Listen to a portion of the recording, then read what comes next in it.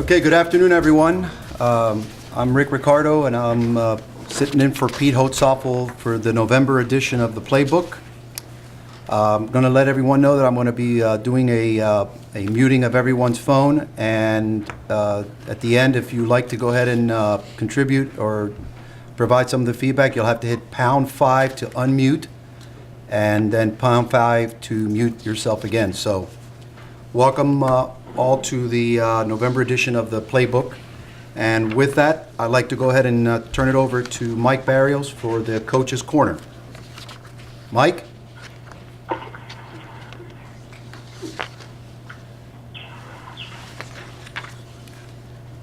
Hello, this is Mike Barrios. Can you hear me? Yes. Yes, we can. All right, just checking. Okay, Coach's Corner. With the end of the year fast approaching, we're getting ready to capture our results via our Partners in Performance year-end review process. This feedback needs to be based on honest discussions that encompass our key responsibility areas that relate to our business unit performance measures. To mute by request of the meeting organizer, all participants have been muted. Including Mike. Oh, God. Mike, press #5. Mike, can you press #5? My bad. Okay, I'm re-unmuted. Sorry. Thank you. Sorry. My All bad. right. As leaders in PGD, we have the responsibility to develop our teammates to continue to provide the best on the planet performance. In the book, First In and First Out, the author John Salka, who is a New York Police Fire Department battalion chief, answers the question about how one can encourage trust. He makes it sound pretty simple. He says, all you need to do is create an environment where trust is possible, is to let your people see how consistent you are in your decisions, in your decision making, and how competent those decisions turn out to be. In other words, he says, to build trust, leaders need to be transparent. Sounds easy, but we all know it's very difficult to do. But when we deliver our message at year end about how our teammates are doing, deliver the tough messages when you need to, and then let our teammates know when they are performing well. This will go a long way to building trust. And as leaders in PGD, we must devote our most precious resource, our time, towards the talent management of our teams. And then throughout doing this, we're going to advance the company and advance everybody's career. So hopefully this is beneficial, and thank you. Thank you, Mike. Great message for this time of the year. So with that, I'd like to turn over to Corinne to go over give us a brief update of the Pulse survey. Good afternoon, everyone. We don't have a slide for the Pulse survey data. I wanted to make sure that I gave the opportunity for your department VPs to roll all the detailed information out to you. But I wanted to give a high-level overview of how the Pulse survey came out. I know that there were quite a few of you involved, and I appreciate the participation. We did get participation about in the area that we expected, and we had a lot better participation with the bargaining unit than many of the other divisions in FP&L and throughout Nextera. So our participation rate was good. We were, as a division, as PGD, we did improve, and that's a good thing to see. Even though we only improved a small amount, we improved 3 points. I don't want to really focus on the numbers, because it's not about the numbers. What it's about is how did we improve, and in what areas, and how did we move. And what we did is we have more employees that are engaged than we did back in January, and that's something we should all be proud of. I think we worked very hard on our brainstorming and putting our local plans together, and actually letting our employees see exactly how we could affect their work environment and how their daily work could be affected directly by the things that they spoke up and said that were important to them. And some of the reasons I know that this was effective, if you look at the categories, we actually moved in the area of action planning. We moved from a 60% positive rate back in January to a 64%. So we actually moved that needle in action planning. For such a short time since the survey, that's something that we ought to be to note and to be proud of, because it's difficult to not only determine your data, determine what you need to do, put some actions in place, enough for the employees to say, yeah, I recognize that you were taking action from the survey that was back in January. So that's a category we improved in. We also improved in the areas of leadership and trust.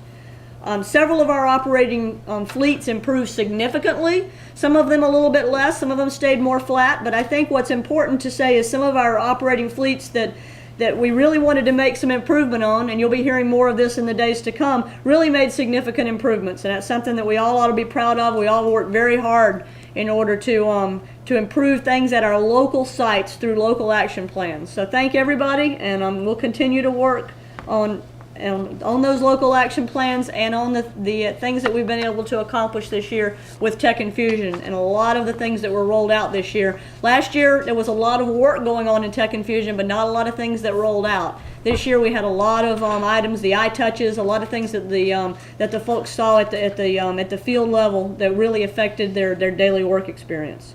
So I wanted to give that overview for everyone. Thank you. Thank you, Corinne. So moving forward, as you all read in the November 5th talent management message from Pete, the talent management process helps us to ensure that we have a constant pipeline of employees whose talent is being developed to meet the challenges of tomorrow. Without this important process, the sustainability of the results may be at risk. Both leaders and employees play an important part in the talent management process to ensure that the right people can fulfill the right positions at the right time. Participating in the talent management process is living the corporate values and drives the best performance in our employees and in our company. And for the November 19th message, he will be putting out a topic around best practices. The challenge is to sustain the excellent results of yesterday and to achieve even greater results tomorrow. Depends on our ability to execute a high standard in everything we do. The answer to achieving this involves in part the identification, replication, and the execution of best practices. So thanks, Pete, for these messages. I know that they go a long way and they're very meaningful. So with that, I'd like to turn it over to the People Focus and Byron Billman. Hi, Rick, can you hear me? Yes, sir. Great. The November People Focus section covers the recent ergonomic training efforts spearheaded by Dr. Larry Wiley and the PGD Ergonomics training team. Larry, together with selected bargaining unit team members, created a 4-part ergonomics training program. And year-to-date, the team has trained 28 central maintenance employees and plant SMEs with the Train the Trainer program. The new ergonomic SMEs have now trained over 500 FPL PGD employees in lifting techniques such as the tripod lift, the golfer's bend, and the power push. These lifting techniques are all aimed at creating situational awareness to mitigate ergonomic and personal risk factors. The next step will be to integrate these ergonomic techniques into ramp forms, tailboards, and within our daily work practices as the safest way. Thanks, Rick. Thank you, Byron. Next, we have Kelly Fagan talking about diversity and inclusion. Kelly? Thanks, Rick, and thanks, team. This month we actually have 2 messages, and the first comes to us from the VetNext Employees Networking Group. The VetNext is a new employee networking group for veterans, for service members, family members, or just military supporters. This month we're celebrating many of the service's birthdays, including the Marine Corps birthday as well as Veterans Day.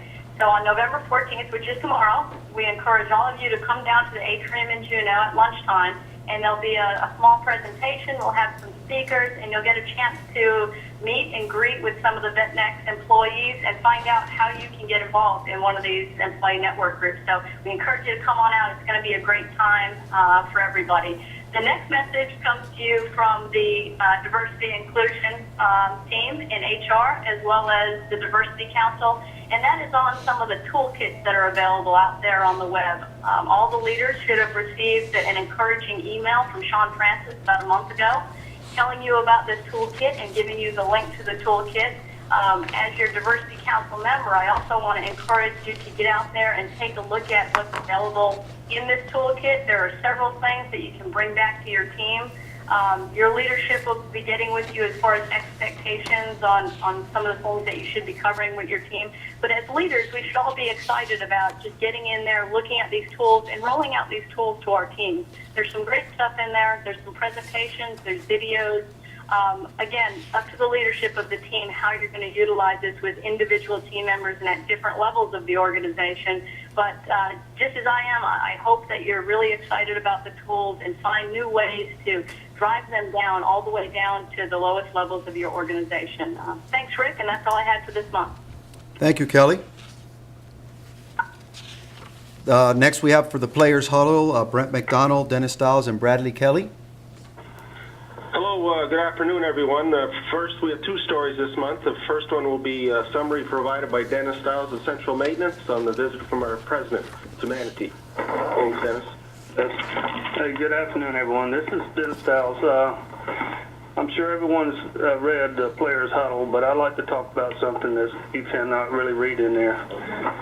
First of all, when it was announced that the president, Mr. Slodgy, was coming to the plant, there was a lot of excitement in there. And from the team, the turbine team, when they was told that Mr. Slodgy was be working with them on a job that day, they was very excited. So the team, since they knew several days ahead of time, building up to his arrival at the plant, there was a lot of excitement in there, and including myself, because it was quite an honor to have him come out here and see how the guys work. So with the agenda laid out like it was, I was able to pick him up from the control room and took him through a tour of the turbine deck and pointed out several of the pieces of equipment or turbines that we were working on, including the generator. And he seemed very interested. One thing I did notice about Mr. Slodgy, he was very, very, very friendly. He was very friendly with everyone. And so after taking through a quick tour, I introduced him to the crew. The crew was, he had a pair of new gloves. And so they told him what they was going to be doing. They was making a lift, and we was going to set the IP turbine intercylinder with Mr. Slodgy being there. So anyway, there was a tailboard reviewed with him. There was a JPN review with him showing where we were on our procedures. And Mr. Slodgy, now I have to admit, he didn't really get in there and give signals, but he's not signal trained, so he couldn't do that with us. But he did, he's very attentive to what the guys had to say. And I think what come out of that experience with him coming out there and work with the team was proud to show the president of Florida Power and Light and Nexera Company that what they did for a living. And I think he was very interested in it. And I think he had to go away with somewhat of the experience of the appreciation of what these guys do. And as you can see by the picture, they're all smiles. They're all happy. Fred Vickers is the one that suggested let's get inside that's actually the lower half of the IP turbine, and they set the inner cylinder that most of them are standing on. And it was quite an experience for everybody. Everybody extremely proud. It was also afterwards, Mr. Slodgy answered a lot of questions during the lunch period and talked about the rate case. So everybody's still proud. I want to tell you they're still excited about it. So anyway, quite an experience, and they welcomed him back. And believe it or not, his gloves are dirty on the palms. So quite an experience for everybody. His gloves are dirty on the palm. Thank you very much, Dennis. And next, we're going to hear from the Lamar People team. I believe Bradley Kelly will be talking to their summary on their employee engagement activities. Okay, next one.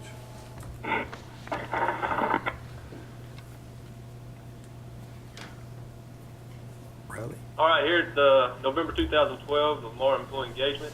This year, the Lamar People's team was tasked to identify critical improvements to the site that they could make to empower their employees. The Lamar People team, made up of a member from each shift team, a business technician, and a site leader, focused on more consistent communication. The site specifically wanted to see earlier communication on schedules for outage and maintenance outages. With countermeasures developed and deployed by the People team, teams feel like they have more buy-in and overall input. Leadership spend more time with the teams, exchanging ideas and communicating what is going on at the site, in the region, and throughout the company. Scheduling for MOF is communicated to the teams on the Monday prior to the MOF whenever possible. Major outage schedules are posted months ahead of time for employees. People team has completed all currently identified action items for the site, and Lamar will continue to promote a positive, sustainable culture. Thank you, Bradley. Thank you, team, for Players Huddle. Very good. Next, we have Technology Huddle. That'll be Donville Smith. This month we released the final version of the iPod tool called iTask. It's basically the tool for doing inspection watch using the mobile device.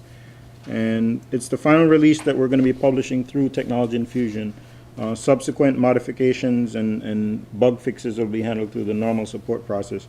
But this version actually included a lot of feedback that we got from people in the field, including taking suggestions from specific sites that had specific challenges in using the device. So I'm congratulating my team specifically in the efforts in troubleshooting and getting this product released. It's a significant accomplishment. Thank you, Donville. Next, we have Career Development with Phoebe Brown. Phoebe?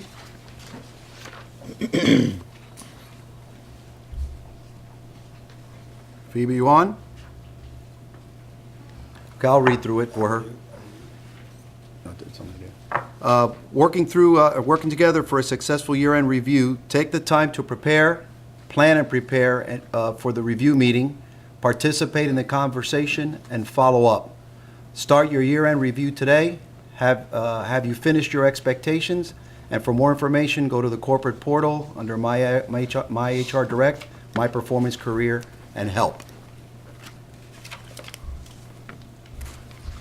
Next, we have Lisa Blanton going over our Recognitions and Rewards program. Lisa? Well, I'm pleased to announce a change to the Power Award program. It's now called the iPower Award program, and it includes the category of innovation. And this was a suggestion from the work processes team to try to draw more innovation from our organizations. And also the intellectual property innovation team is pulled into this now so that we may recognize our teammates that submit patent ideas well before they have to wait for the patent to come to fruition. So we're excited about this change in the recognition program. Thank you, Lisa. And covering the work processes will be Donville Smith. 2016 is closer than you think. That's the anticipated retirement date of our current work management system. It's been in production. The original design has been around since the early 90s, so I'm sure some of the news is fairly welcome. But what we're doing is we're going to be going through a discovery phase in 2013, having a subject matter expert come in and help us understand more about our business to find the right product to replace our current work management system. We will be conducting interviews at various levels in the organization, from our executive level all the way down to the journeyman level. So your voice will be heard in the creation of the specs for this new system.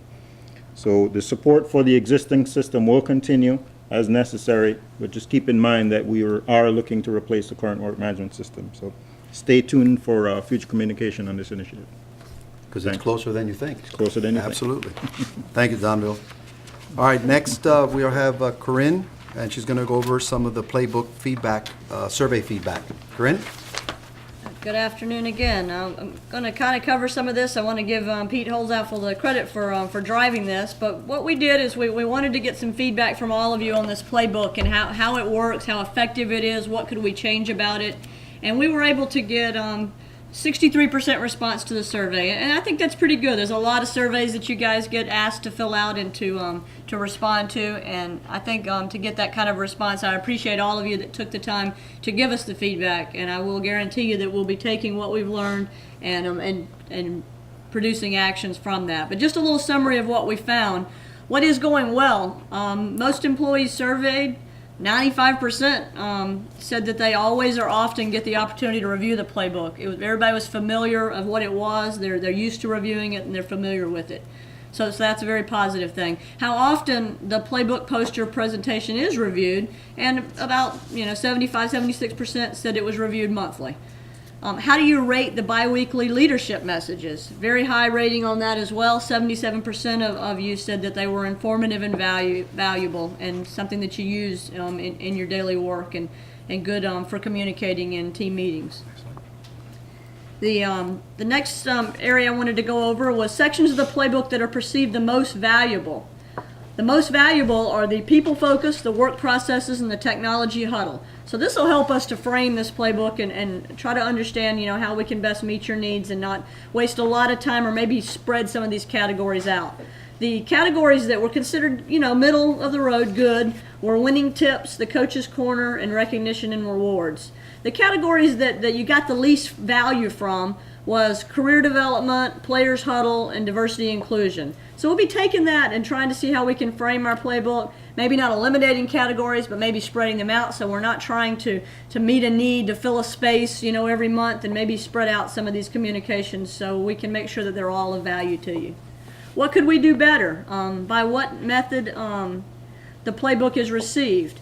64% playbook call or location review. 35% don't, they either review it by themselves or they don't take the time to take a look at it. So that's something we could probably do a little bit better. Are the leaders, you guys on the call, are we getting the message down to everybody at the plant? Is everyone understanding, what this is all about and what value it can add to them? Or are some of the leaders, not as effective about communicating this? The appearance. Half of you said it was somewhat appealing, half of you said that it was somewhat unappealing. So something that we definitely need to take a look at. Employee engagement highlights, the survey feedback summary again. Could do better. Do you feel the playbook is having a positive effect on employee engagement? Kind of neutral responses, a lot of neutral here. How likely are you to recommend the playbook to a friend or colleague? Half of you said you probably would, and then a lot of people were neutral, and about 16% said they were unlikely to recommend it. We had a lot of write-in comments, and we really appreciate people taking the time to do that. I know that takes a little more time than just checking off a survey, and we really took a lot of time to pour through them. But the most common ones is a lot of people don't like the fact that it's too general. Maybe we should be a little more specific. Back again to like we had local action plans for the engagement improvement. Maybe we should be a little more focused on local areas and the specific fleets when we talk about issues. Splitting possibly regions or even playbooks up by fleet. Some information is just presented too often. Maybe we could spread it out a little more. Not enough of the information is discussed at the floor level. What can we do better to help the leaders, to help you be able to communicate this and make it interesting to communicate down to the journeyman level? The monthly review frequency, once again, is too frequent. So I think we've heard everything that you said. We'll be continuing to update you and hopefully continuing to present a playbook to you that will be of added value. Thank you. Thank you, Corinne. And that brings us to the point where we'll have some thought joggers, but at this point I think Fort Myers would like to give us an update as to some of their employee engagement efforts, and Robert Molligren's on the line to do that. Robert? Sure, Rick. I can share some of the things we have done here lately that really have had a big impact for the engagement at the plant.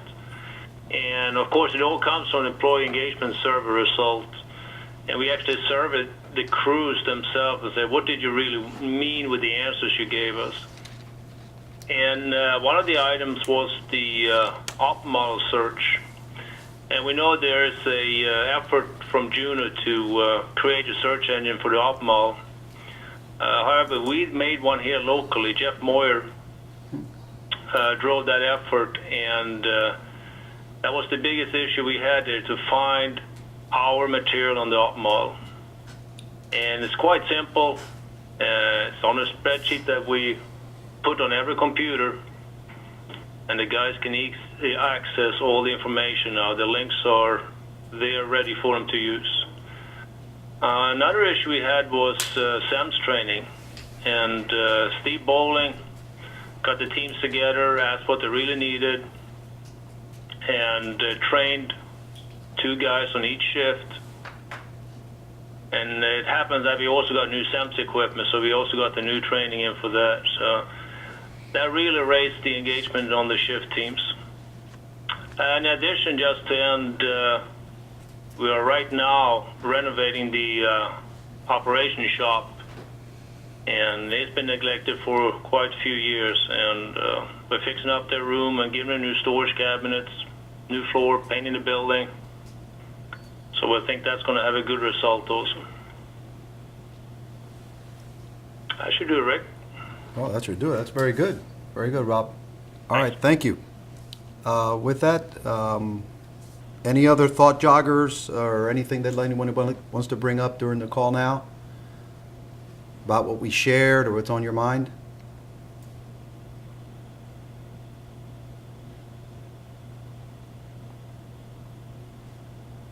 Nothing at this point? Okay, I'd like to, Tony, in the absent, Tony is not here with us today, but we do have his lead team, so if anyone on the lead team would like to share some final closing thoughts, you're welcome to. Okay, thank you, Rick. This is Roxanne, and I'd like to share just a few comments. First, I'd just like for everybody to stop and reflect for a second. When did we have our first employee engagement survey? 2007, and it's 2012, and look where we are now. Look at the things that we have accomplished in 5 years. There's been more transformation in this business unit in all a very positive, energizing format for all of us. Some areas we've advanced faster than others, but it's really truly impressive when you see the type of things that we have done. It varies from what we've done with the technology side, tech infusion. I would have never thought that we would have had iTouches in individuals' hands. The work processes, the type of Mylar that we've been doing, I mean, phenomenal. The aspect where we talk about, the recognition programs we've put in place. Now we call it the iPower, the Power Award.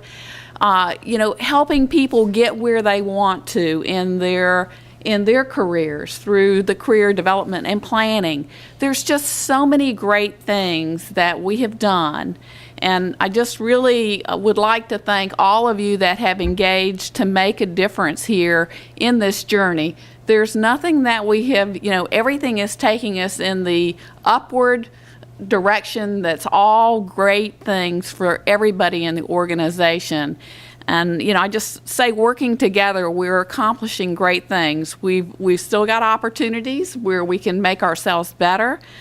But in terms of, are we making a difference? Every time we're making good steps in the right direction. So, and I compliment our leaders and the people team leaders that have been leading these type of employee engagement initiatives.